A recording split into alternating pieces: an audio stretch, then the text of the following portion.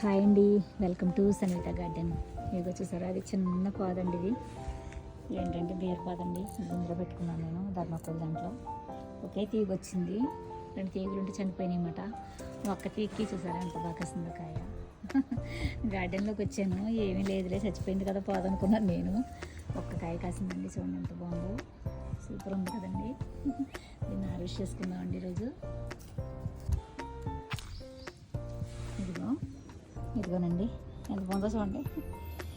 ఏదో ఒకటి ఎక్కడో ఒక గింజ అలా గుచ్చామనుకోండి, అది పాదు అలా ఎక్కిందంటే చాలు పాపం. ఏదో ఒకటి మనకి ఇస్తూనే ఉంటుంది పాదైతే. నిజంగానే ఏ పాదైనా కానీ మనం వచ్చామంటే లేకుండా మాత్రం వెళ్తలేదు.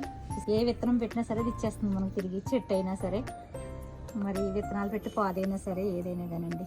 చూసారు కదా, కూరకు సరిపోతుందండి మాకు. సరేనా, చూసి ఆనందించండి. ఓకేనా, ఉంటానండి, బాయ్ అండి.